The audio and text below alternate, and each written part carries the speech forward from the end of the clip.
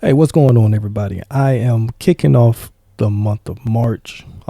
This is officially March Directors Month.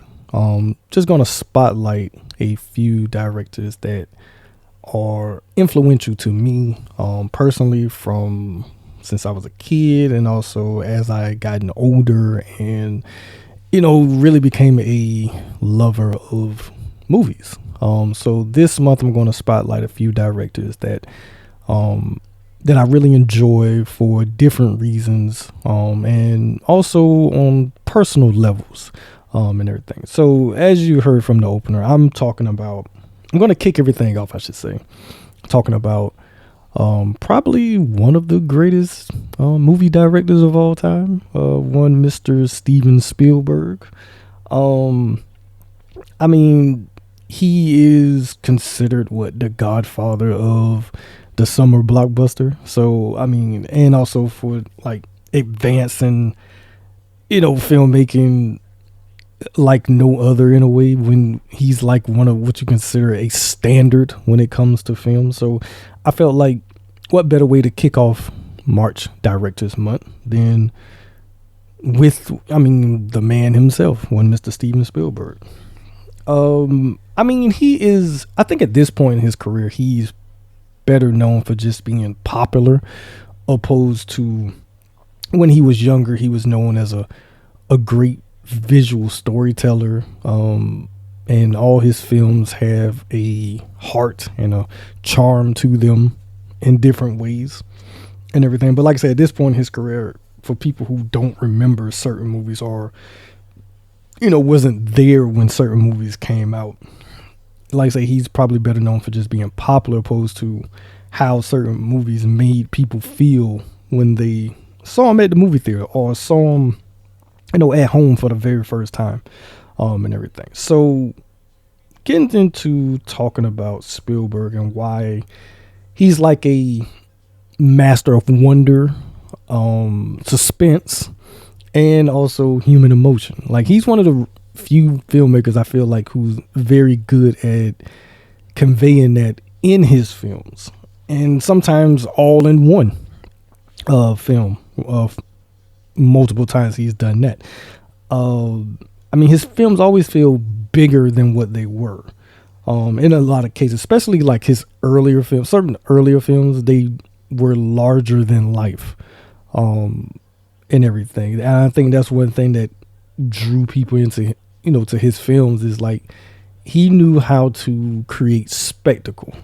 And not saying that, that's all he was about, but he knew how to capture the spectacle of whatever it was, whether it was a truck, like in Duel, or a shark in Jaws, or aliens coming to Earth, whether in Close Encounters, E.T., dinosaurs in Jurassic Park, things like that. He knew how to make things feel grandioso, and then also too, on top of that, throw in the human element of everything, and the different choices that people make in his movies and why they make the choices they make, and everything. And he understands how to make you feel, about spectacle. And I don't think no one before him really knew how to do that.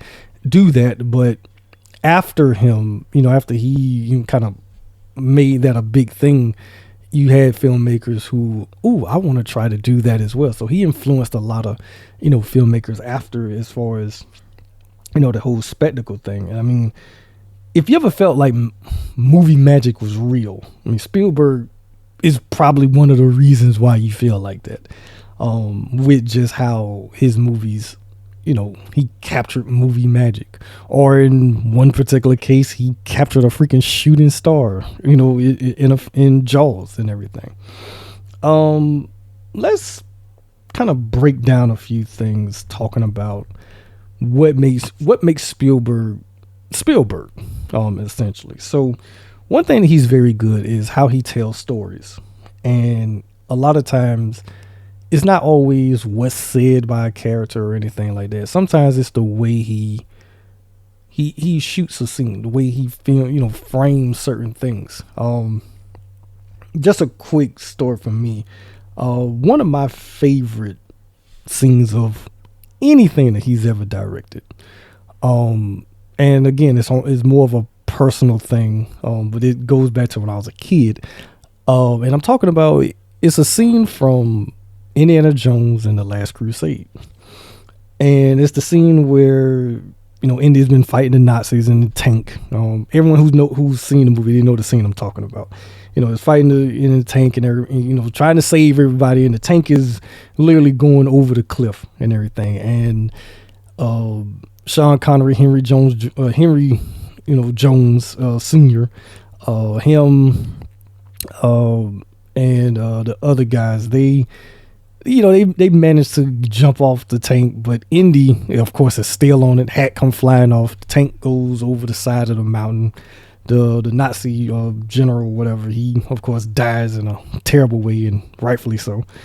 And everyone's looking over the side of the cliff, and you thinking that Indy's dead. And the fact that Sean Connery, the way he plays that scene, it's like he's gone. He just kind of have this thing like he couldn't believe, like, oh my God, my son just died. He saved my life, but he's dead. Like, I don't know what to do with myself, basically. And everybody just standing there. Then off to the side, you see the shovel start to move, and Indiana comes, crawling up the side, and he walks around the back of them, and he's looking down, and he's looking like, whew, like, well, that was close, right? And the way Senior turns and he looks at him and he grabs him, and he says that line, "I thought I lost you, boy." And the way he grabs and hugs him, and just the embrace that they have, that's always been one of my favorite scenes of all time. It's definitely, I would say, either top 10 or top 5. It's somewhere around there. But it's just like things like that. And like I said, it's the way he frames it, because they're all looking over the side of the cliff. Indy comes up behind him, and then he looks down too, and he's just shaking his head like, whew, like that could be me down there. And like how everyone's surprised that he's alive and everything. It's like little things like that. I feel like is what makes Spielberg. I mean, there's countless other scenes that I can point to. Of course, the scene in Jaws, when Brody, as they're sitting on the beach and Alice Kidner gets gotten that, that reverse zoom that they do, and like shots like that, is what makes Spielberg, in my opinion. And then of course those long takes that he would do to build tension in his films. I mean, that scene in Jurassic Park where they're sitting there because all the electricity is going out because of good old Newman, aka Dennis Nedry. He's turned off all the power to Jurassic Park, so he's just sitting there in the cars, and you just kind of waiting and anticipating, and something's gonna happen because where they are is right there next to the T-Rex. The T-Rex is where he's captured it, and then of course when everything, so like when the wires start popping and everything, like I say, that build, that anticipation, and like, if that don't get you, and like I say, seeing that for the first time, especially in a movie theater, seeing that for the first time, if that doesn't get you, like, it's just one of those things, right? Just thinking about it, it's like, yeah, it is chilling because it's raining, and you don't know what you're going to see, especially how they tease the T-Rex earlier in the film, and then the way it's like, here I am, introducing the T-Rex, type of thing. And then like how he, a lot of times too, how he reveals certain things, like probably one of the best things. I'm going to talk a little bit more about it as I spotlight a few of his films, but like in Jaws again, you go, maybe 40-45 minutes before you actually see the shark. And I mean, up until, the shark, pops up out of the water in Brody's face when he's chumming the water, like, you come down here and chum some of this shit, type of thing. Before that, you just kind of get glimpses of the shark. But before that, it's that, it's delaying, like, okay, granted, when you see the trailer, I mean, yeah, it's a shark, but just in the sense of watching the movie, and at the time you don't know exactly what it is up until you kind of get a good visual of it. Um, when it attacks the Alex Kittner kid, but even with that, it's like it's real. Like, oh, what the hell is that? Type of thing. Like, what's going on out there? Even though Hooper has already said it's a shark, type of thing, but you don't get a good look at it until it comes popping up out the freaking water, like smile, type of thing, and everything. And like I say, he's very good at doing scenes like that. Of course, too, there's also what some people you can refer to. I mean, Kubrick has the 1,000-yard stare, and Spielberg has, I would say, the Spielberg face, I call it, where it's like someone just has that look. It's that look. It's not so much a stare, but it's more of a look. Indiana Jones has had it a few times in his films. Liam Neeson has it in Schindler's List. Matt Damon has it in Saving Private Ryan. Like I say, it's just that kind of glare look that certain characters kind of get. Christian Bale has it in Empire of the Sun a few times, actually. Whoopi Goldberg has it in The Color Purple. And everything. Like it's just like that. It's a signature look, and a lot of times he doesn't put so much emphasis on it. You kind of have to spot it. Sometimes he lets it linger. Sometimes it's like it's a quick, okay, it's that shot, and then gone, and everything, right? And then of course you can't talk about Spielberg without talking about John Williams. It's like they go together like peas and carrots, basically. To quote Forrest Gump, right? A lot of the films that Spielberg has done has been, I would say, leveled up even more by that John Williams score for whichever film he's doing. Of course, the Jaws theme, Jurassic Park, just countless movies that he's done. John Williams is attached to it, and Indiana Jones, and everything, all that type of stuff. And I think that's one. I'm one of those type of people where the music does help make a scene a lot of times. And people like Spielberg, John Carpenter, Sergio Leone with Ennio Morricone, and his music throughout the Dollar series, and everything. It's like you really don't get that so much nowadays. I think that's one reason. I think Sinners is such a great movie. I mean, it's great anyway, but the relationship that Ryan Coogler and Ludwig Göransson have, as far as because of the fact that Göransson has scored all of his films, you could say they have that same type of chemistry and relationship when it comes to filmmaker and music composer and everything. And like I say, a lot of times the music helps make a scene even better than what it already is, just because of how it can build anticipation, how it can build suspense. It can just it makes you feel a lot of time what the character might be experiencing. And like I say, it's just a match made in heaven with Steven Spielberg and John Williams. And then also too, the way Spielberg he's one of those filmmakers. He can build fear. Like I don't know how many people have ever, like if you're a certain age, you probably never seen Duel with Dennis Weaver, which a lot of people say is like a precursor. I mean, granted, it is Spielberg's like first movie, and it was a TV movie, right? But you can almost say if he doesn't do Duel, does he do Jaws as good as it is? Because that 18-wheeler semi-truck is very similar to how the shark is.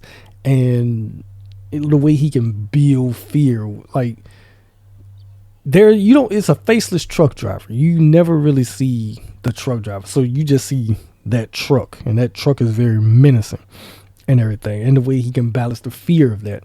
And then how he incorporates humor into certain stuff, even certain situations that shouldn't be quote unquote funny, he can put humor in it. Like, I mean, are we really supposed to find it funny with Samuel L. Jackson in Jurassic Park, smoking that cigarette and that ash is just like, man, when you put that ash out with that thing, and he just there talking and all this type of stuff, and things like that.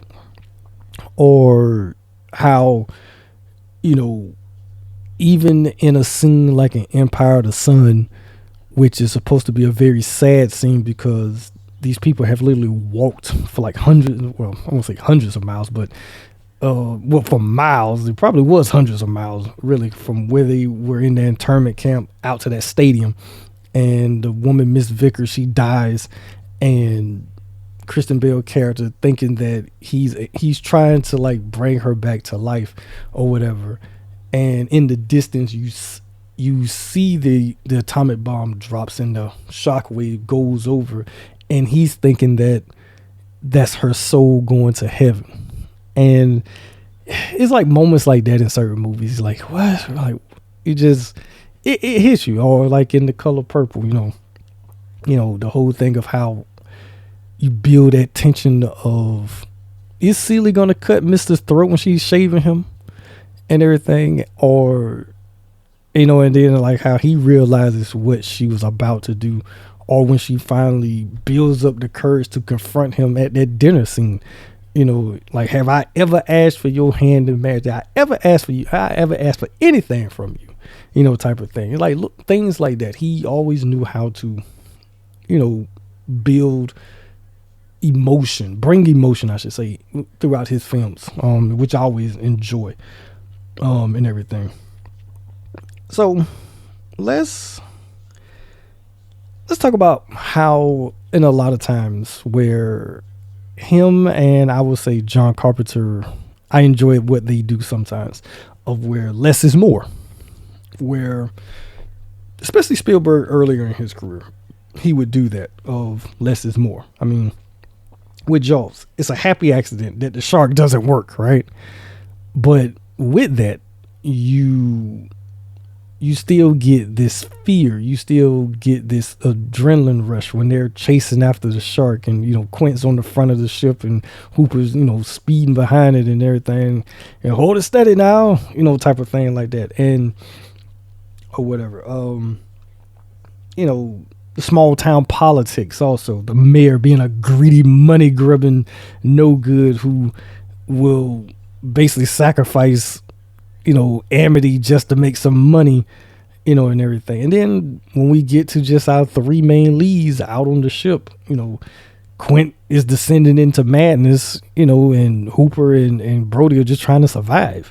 Like they don't know which is more dangerous. Is it the shark or is it Quint? It's almost like just 2v2, type of thing. Like they battling the shark, but also battling Quint and his madness, or whatever. And then, like I say, the way the movie builds the tension, and you have these three strong personalities together, and you're like, I don't know if these dudes are they gonna kill each other out there, but then they bond. After they get drunk and Hooper and Quint start telling shark stories, and then of course you get that great Indianapolis speech by Robert Shaw and everything, which I always felt like that should have been his Oscar moment, or whatever. And then the fact of like how Jaws, like I say, it kick-started the summer blockbusters. Like before Jaws, there was no summer blockbusters. Like the reverse, it was where in the summer is where movies were just dumped if they didn't think it was going to be really good. Now the difference is that no, summertime is became that time of the year where the big movies were released, and then of course the MCU movies were definitely thrust into the summertime and the summer blockbuster, and it's all because of Jaws, really. And then too, it's like Jaws is one of probably the best directed movies ever, and the fact that if you watch Spielberg's documentary or just anything about the making of Jaws, he was like, how the hell did they even make this movie? Because even though it was a troubleshoot, I mean, the shark didn't work. Robert Shaw was a problem because he was drinking, but he did get sober during the making of the movie. But just you had all these little things. They were, they were over budget, and the fact that they weren't too sure about this Spielberg guy, but still he makes one of the greatest movies of all time. It's a wonder. Like it's interesting. Like when you look at all the behind the scenes stuff of Jaws and how they were able to make that movie work, And then when you look at like the behind the scenes of say like Apocalypse Now, and how the hell did everyone survive that, especially when your main star Martin Sheen, not only does he have a heart attack, but he also had a freaking mental breakdown. Francis Ford Coppola had a mental breakdown as well. Of course, all the stuff with Marlon Brando, and also Dennis Hopper getting Lawrence Fishburne hooked on heroin, I believe it was. Little things like that. The dude that played Lance, how he was high on PCP like for a good chunk of the freaking movie. It's just a miracle that people survived that in everything. But it's kind of like the opposite sides of the same coin, type of thing. But Jaws is definitely one of the greatest movies that was ever directed. I mentioned about Jurassic Park earlier. Jurassic Park, it's weird that it's an adventure movie. It's also a horror movie, but then it's that awe factor because you're seeing dinosaurs, and even like when Dr. Alan Grant and Ellie and Malcolm, when they first see the brontosaurus and everything, and just how Grant just had like he's about to have a freaking stroke and pass out or something because he can't believe what he's seeing. He's actually seeing these animals walking around. It's like, oh yeah, it was the awe factor. And then of course that same awe factor turns into horror real fast when the power goes out, and then you got the T-Rex running around, you got the velociraptors running around, and it just becomes a complete nightmare, and everything. But and then like I said, it's that fight for survival because you have Alan Grant, which I always enjoy about. One of the things I always enjoy about Jurassic Park is how in the beginning of the movie, the whole thing about Alan Grant not really liking kids, but when everything that can go wrong does go wrong, and Grant is the one who has to save the children, and he spends a big portion of that movie with those kids, and by the end, those kids are indebted to him. They love him, for the rest of their life because this man saved them. And I think it even changes him as far as him being this kind of curmudgeon that we see at the beginning of the movie to by the end, he's a protector of children. And everything is very much relaxed, which I always enjoy, like how Spielberg does that. Like, yeah, Alan Grant, he's a good guy or whatever, but he just all about his business and everything and don't really have time for kids. And if he can torment a child, if he has to, he will. But like I said, when everything goes wrong, he is the one who steps up and save these kids. And Tim, that it's a miracle that kid survives that movie because he should have died at least a good 5 times in that freaking movie. But yeah, it's just one of those things, right? And everything. And the way Spielberg, once again, in Jurassic Park, how he delays certain things of seeing certain dinosaurs, like the whole thing with the raptor, like at the very beginning, it's a raptor that's inside this transport thing, but you don't actually see it. And even though it kills the one guy, and of course, I always forget the dude's name, but he has the hat and all that and everything, kills that one. And then you realize later on that the one that he killed was actually the mate of the one that kills him like towards the end of the movie, and everything. So but it's a delay thing of that, or like say the whole thing to build up the anticipation of seeing the T-Rex, like how we build up to that, and the reveal of that. I forgot the name of the dinosaur, the one that kills Dennis when he's out there in the rain and everything. Like, oh, it looks like it's very nice, but then it turns to this vicious, animal as it attacks him. And then, of course, going back to that T-Rex, breakout sequence. There's a little bit of everything in that scene because I always find it funny how when the T-Rex is attacking the kids in their Jeep and everything, and when it pans back to Grant and Malcolm, the windows all fogged up, and freaking Malcolm, he's wiping it so he can see what's going on. And it's like, really? Like, that's what we doing, type of thing. it's things like that. And then of course where the early stages of CGI, because like in that sequence, like yeah, it's some CGI going on there, but then also too you have the actual practical effect, but it's probably one of the best as far as the use of practical and CGI to where it doesn't look janky, um, and everything. And like I say, Spielberg, he was one of the first to really use, CGI and make it look really, really freaking good. And it still holds up today. Like if you watch it on Blu-ray or whatever like that, it looks really freaking good still. And then it's like how I won't say that they necessarily a nuclear family, but they definitely are. There is a family aspect to this movie. Because like I said at the beginning, Alan Grant, who's the least likely of, he's all about his business. He's like no time for family or anything. The whole thing of him and Ellie, they supposed to be like in a relationship, which I always hate that they kind of go away from that by the time you get to the third movie, but it seems like they get back to it in the last Jurassic World movie. But anyway,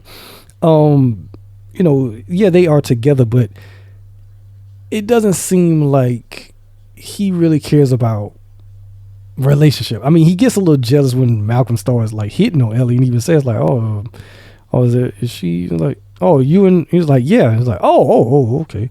And Grant like, you son of a, like stop hitting on my girl in front of me. Like, what's wrong with you, man? Even though, I mean, Malcolm was being, Ian Malcolm is a very interesting character. I will say that. But he even kind of changes a little bit by the time we get to the second movie.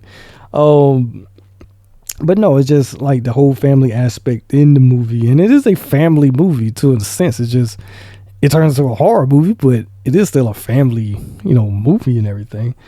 And like I say, it's just how Spielberg, he makes spectacle feel very personal. And he does a very good job of that, especially in Jurassic Park. Another movie that I would spotlight here. I'll talk about The Color Purple, because I'm always intrigued when it comes to Spielberg and how he came about directing The Color Purple. And I actually watched Steven Spielberg documentary, and once I realized how the documentary was going in order as far as talking about his films, I could not wait until they got to talking about The Color Purple. And I mean, I always kind of knew that, yeah, certain people wasn't too happy about him directing that movie, but honestly, I don't know who else could have directed The Color Purple and made it as good as as it is.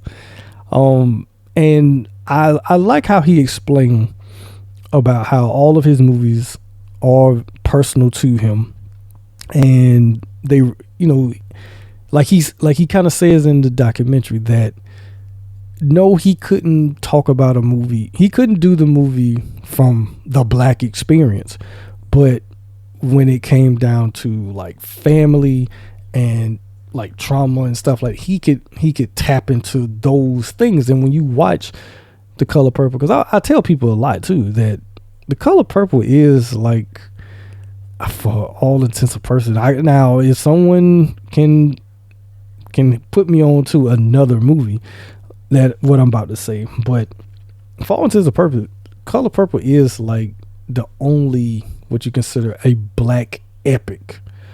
Really, I can't, like I said, I can't really think of another movie that is considered a Black epic outside of The Color Purple. And like I say, Spielberg, he does a damn good job directing it.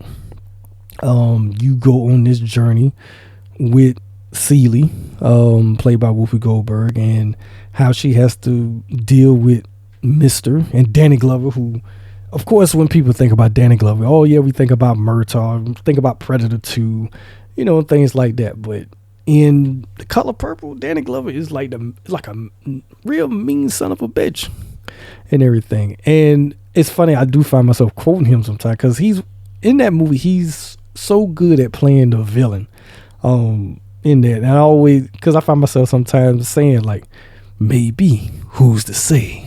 Because it's like he's very sarcastic and cynical, but then you realize he's the way he is because of his father, Senior, who played by late actor Adolf Caesar, who his two biggest roles is him being freaking a no good piece of crap in Color Purple and in The Soldier Story, right? Good old Sergeant Waters, and everything. But the way, like, you go on this journey with this woman and these people, and how we go through the years with these people, and how even though things change, but a lot of stuff stayed the same. And when you talk about like generational trauma and and all that type of stuff, it's a very good movie. And I remember when they decided to make a updated version, and I think I know what kind of turned a lot of people off to the newer version was the fact that they decided to go the route of, we're basing it more off of the Broadway play opposed to actually doing a outright like updated remake version of the movie. And I think that's what hurt that movie in a lot of cases, is because it just didn't have the same feeling that Steven Spielberg version had, and everything. But like I said, if you've never seen The Color Purple, I definitely recommend. I'm talking about the one that was nominated for every single Oscar in 1985 and won absolutely nothing, even though it should have. And I don't even know anybody who's ever seen the movie Out of Africa. If you've ever seen the movie Out of Africa, please let me know. Because I know the movie exists. I know it starred Meryl Streep and Robert Redford. But I don't know anybody who's ever seen that freaking movie. But people still talk about The Color Purple to this day. Here we are, 41 years later, and people still talk about The Color Purple. But I don't know anybody who ever talks about Out of Africa. I think that's the most anyone's ever talked about Out of Africa, is just the little 2 minutes that I've talked about it. But anyway, moving on. Spielberg is one of those filmmakers too who knows how to, he has certain themes that plays out through his films, which I always enjoy.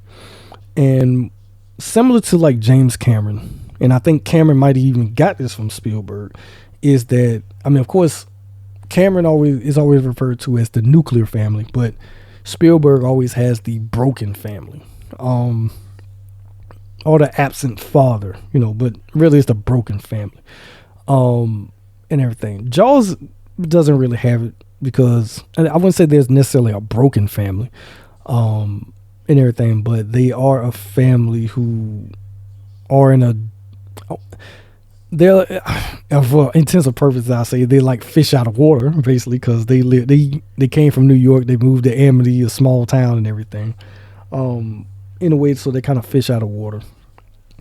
But Close Encounters, they become like they have this traumatic experience of dealing with these freaking aliens, right? And how to deal with that. But really, like a broken family. Of course, The Color Purple is a broken family.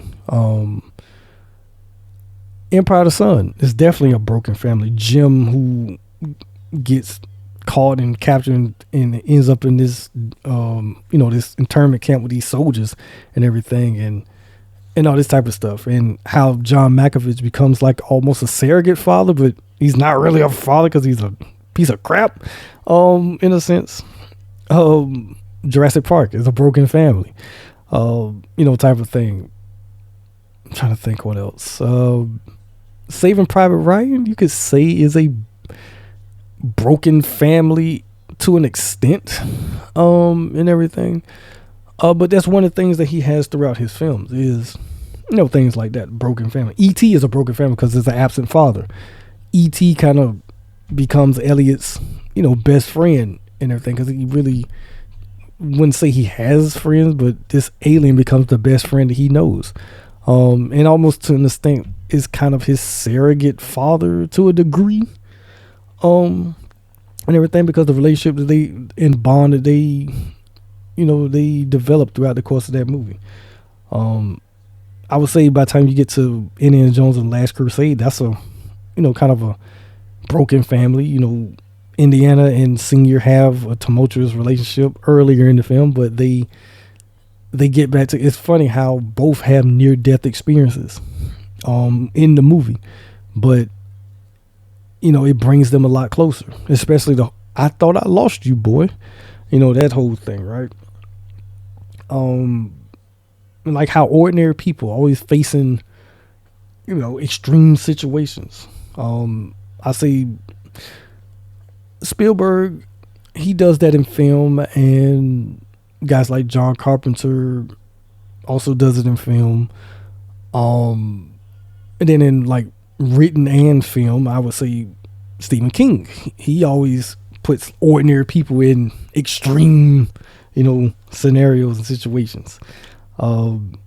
Power is another thing that kind of resonates throughout a lot of Spielberg's films, whether it's science, it's the government, corporations, type of thing, or even family dynamics, like Mister in Color Purple. He's it's that whole power over somebody for all these years, you having that power over them.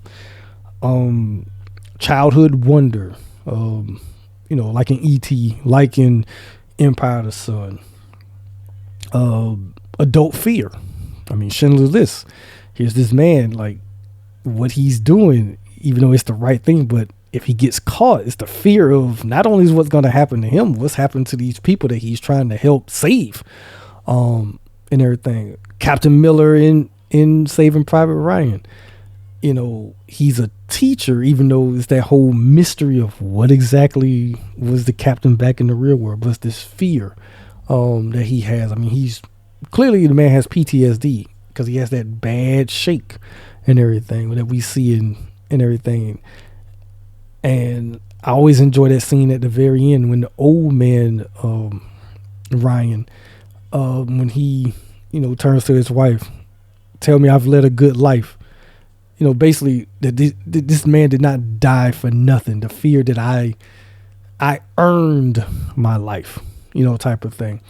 Like I said, that resonates throughout a lot of his movies. Also in Duel, I mean, Dennis Weaver's fighting for his life against this damn madman truck driver, and type of thing. The Community Under Stress, Jaws is one. War of the Worlds, I mean, that's also a broken family also, because Tom Cruise is stuck with his kids, trying to deal with this alien invasion, or whatever. Minority Report, you have a little bit of everything. You have a broken family aspect. You have, corrupt, government, basically. In this case, it's the law, police and everything becomes corrupted. Like I say, you have a little bit of everything with that. Don't even get me started on AI. I try not to talk about it. That might be one of the saddest freaking movies that I've ever seen. I've seen it twice, and both times it's like, oh my god, like this is sad, this is depressing. I never want to watch this again. Then I end up watching it a second time, but still, 2 times was enough for me. But it still burned in my head for everything that he goes through in that movie. And it's like, oh my god. But yeah, it's like there's. Spielberg is very good at getting those raw emotions out of people, and everything.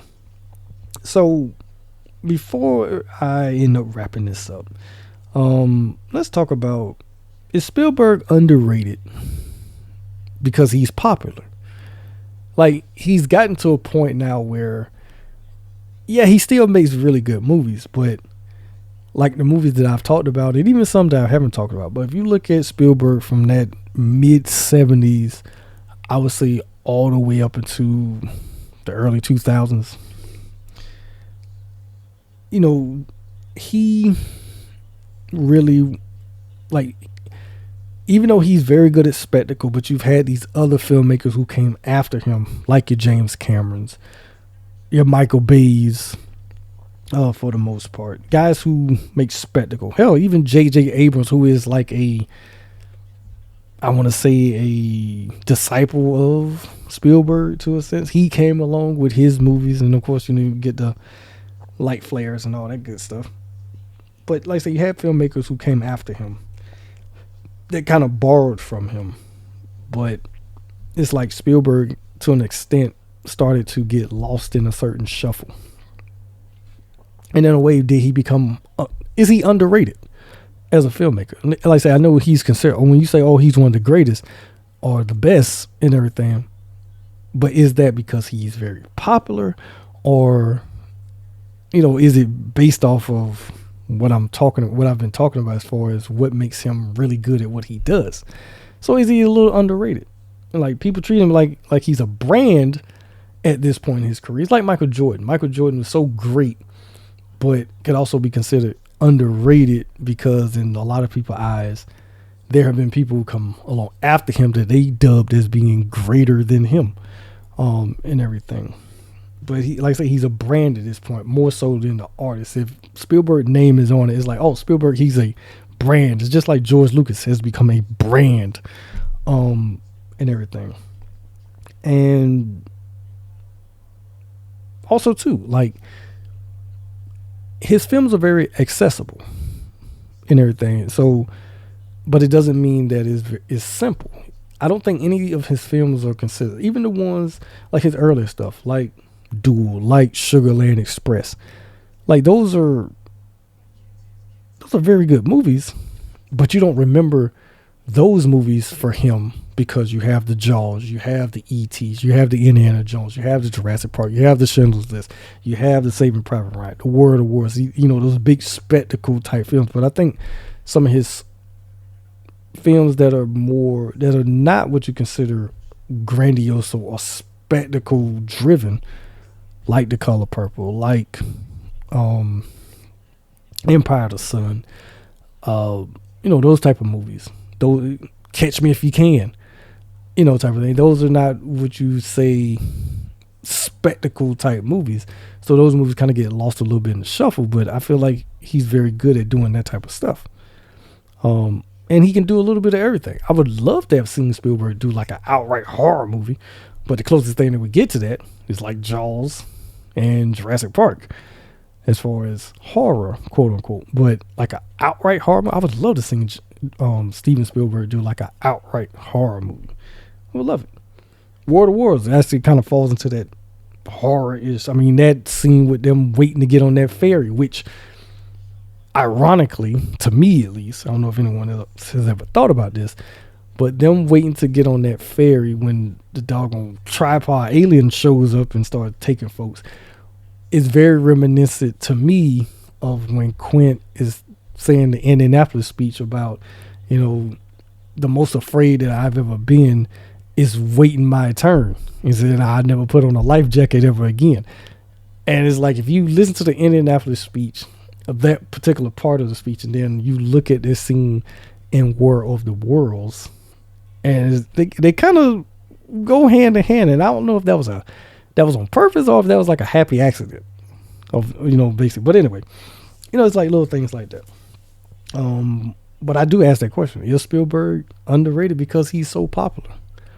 Which I know to some people like, that doesn't make sense. But if you really think about it, because of the fact, like I say, you have filmmakers who's come after Spielberg who have borrowed from him, but he could be considered an underrated filmmaker because look at the spectacle that Cameron does. Look at the spectacle that J.J. Abrams have done.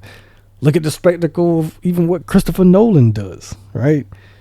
You kind of look at them in different ways than you do Spielberg, even though Spielberg is the originator of a lot of this, and everything. And then, I'm kind of keeping it in line here, but Spielberg versus his imitators. I named a few of them.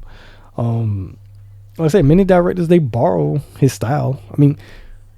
If you did not know that Super 8 was directed by J.J. Abrams, you would swear that it was a Spielberg movie. It has all of the qualities of early Spielberg in that movie. But because Abrams is what you could say a disciple, he's a mentee of Spielberg. So in a lot of ways, he was paying homage to his mentor of Steven Spielberg with Super 8 in quite a few ways, right? Um, but also too, no one quite captures like emotion in movies like Spielberg. He's very uniquely gifted at doing that. Now, yes, there are people who capture emotions in films. Because I always think about this, like if Steven Spielberg had directed The Abyss, I mean, it's probably one of the most Spielberg type movies that's not directed by Steven Spielberg. if anyone who's ever seen The Abyss, like James Cameron, that is him making a quote unquote Spielberg type movie, and everything, right? It'd be interesting, like say, what would Spielberg have done there? Because Bud is definitely a Spielbergian character, right? That's just something I kind of dubbed. He's a Spielbergian character. Here's this guy who is very career driven. He's also broken because him and his wife, who actually comes down herself down to that to the oil rig, they're in the process of getting divorced. They have all this baggage, but it's actually he runs it, but it's her rig, and they have like this bickering thing. They're a broken family to an extent, right? Like say you have the Spielbergian stuff, like you can check it off, like the broken family, the spectacle, the awe, the fear, military being compromised because you got freaking Michael Biehn, this coffee, he crashing out and ready to murder everybody, and everything. It's all Spielberg-esque, all of it, but it's not directed by Spielberg, right? So, like I say, you think about then, like I would say even Christopher Nolan to a degree. I think Spielberg could have did Oppenheimer, right? I think he could have did. I don't know if he could have did Inception. I don't know. He could have did Interstellar. I think he could have did Interstellar, right? So like I say, Nolan, you could almost say he's influenced by Spielberg. Like a lot of these guys who are very good directors now are influenced by Spielberg. What would Pearl Harbor look like directed by Spielberg instead of Michael Bay, right? What would Titanic look like directed by Spielberg instead of James Cameron, right? Like I say, those are a few of the imitators of Spielberg, but they're all very good in their own right. Just you can tell, like if you watch this, like certain movies that these guys have directed, like you can see the influence of Spielberg in their work, and everything. And then of course too, going back to it, the John Williams factor. Is Spielberg still Spielberg without John Williams? I would say yes, but Williams makes those like certain scenes in his films just better. And I feel like you have to have a very good composer to help, elicit certain emotion when, in movies and things like that. And like I say, just they work perfectly together, and everything. But I do think that Spielberg is still Spielberg without John Williams, because he did a few movies where I don't think John Williams did the score for him, and everything. He's still Spielberg, right? And like I say, their partnership in a lot of ways helped create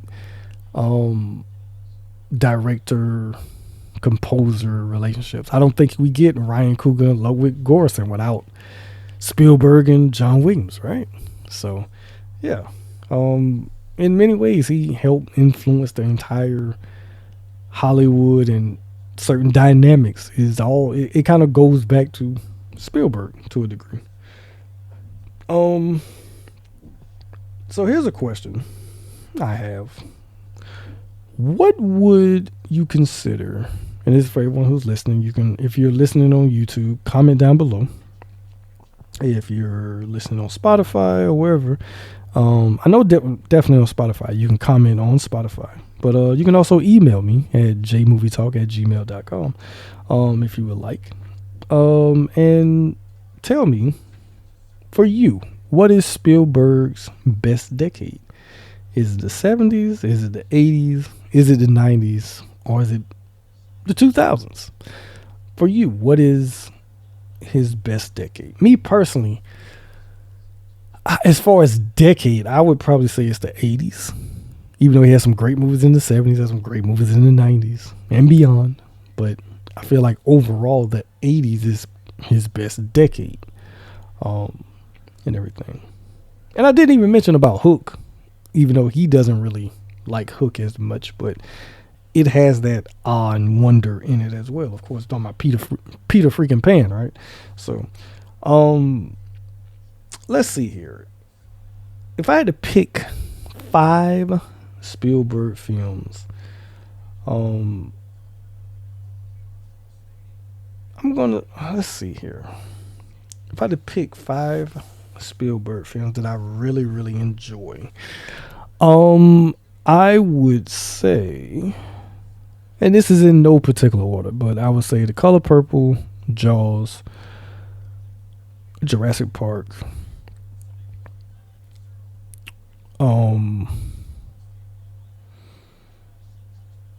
I think I like this one. I don't think it's one of his best, but I enjoy it because Christian Bale acts his freaking behind off in this movie, and I'm talking about Empire of the Sun. Let's see, I said Jaws, Jurassic Park, Empire of the Sun. Now, granted, the original trilogy is very good, but for me, of the original trilogy, and I'm talking about Indiana Jones, of the original trilogy, Last Crusade is my personal favorite. I even had that as a kid as a audio book. So yeah, I was very immersed in Indiana Jones and the Last Crusade. Let's say I love Raiders, even though I always kind of joke with people. For a long time, I had never seen the ending of Raiders. It didn't resonate with me that I never saw the ending until I was talking with somebody and they brought up about, yeah, when the ship blows up at it. I was like, the ship blows up at it. What are you talking about? And then it dawned on me. It's like, no, I never seen the end of Raiders of the Lost Ark. So I think it was like maybe 2-3 years ago, I actually finally sat down and I watched the entire freaking movie from beginning. And I was like, why would I always get to the part where Indy has that shootout duel with the guy on the street? And then I kind of just, I've seen enough. But I've seen Temple of Doom all the way through, of course, Last Crusade and everything. But for some reason, I had never seen all of Raiders for whatever reason, which is weird. But Last Crusade, and then the last one, I would say, I could say Saving Private Ryan. I could, but I'm going to give it to a not so obvious pick. I'm gonna say Minority Report. Yeah, I'm gonna go with that. So those are my 5. I would love to know what you guys 5 are. As far as like 5 favorite, don't necessarily be what you consider his best, but just personal favorite 5 of Steven Spielberg. And before I get up out of here, I do have a few more questions for you guys, the listeners. What's your number 1 masterpiece? Now this, I would say, what do you feel definitively is Spielberg's masterpiece film? You say Jaws, say Jurassic Park, say Schindler's List, you can say Saving Private Ryan, a whole bunch of these movies. And then also too, what is your most underrated Spielberg film? So those are the questions I'm going to ask. Like I say, everyone who's listening on YouTube, comment your thoughts about Steven Spielberg. The questions that I ask, once again, your 5 personal favorite Spielberg favorites. What you consider his number 1 masterpiece film, and also to what do you consider his most underrated film being. I want to thank everyone for listening to this episode. I had a lot of fun talking about Steven Spielberg, and also kicking off March Directors Month with talking about one Mr. Steven Spielberg. I will be back for episode 368, but before that, of course, you can follow me all over social medias. I'm on Threads, of course, at the J Giles, on Instagram, JMT Podcast, and everything like that. Of course, you can find all of the Movie Talk episodes a part of the TV Zone Podcast Network, wherever you listen to your podcast, Spotify, Apple, Good Pods. Like I said, wherever, which stream, podcasting catcher that you listen to, just type in TV Zone Podcast Network, and you can find all the Movie Talk episodes a part of the TV Zone Podcast Network. Or if you are listening strictly on YouTube, I do appreciate the new subscribers on YouTube. I very much appreciate that, and you guys really showed up for the Jackie Brown episode. I really appreciate that, of course. So hopefully we'll get some good traction once again here with Mr. Steven Spielberg. And like I say, I would love to hear from you guys. Like I say, definitely comment your thoughts below if you're listening on YouTube. And of course, you can, like I say, you can email me recommendations, whatever, how well you think I'm doing on the podcast, what you think I could probably improve, or whatever. I take everything as constructive criticism. I mean, of course, don't be an asshole if you are. Whatever. And I mean, if I get some really good feedback and stuff like that, I would definitely read them, on the podcast. So yeah, I would love to hear from you guys.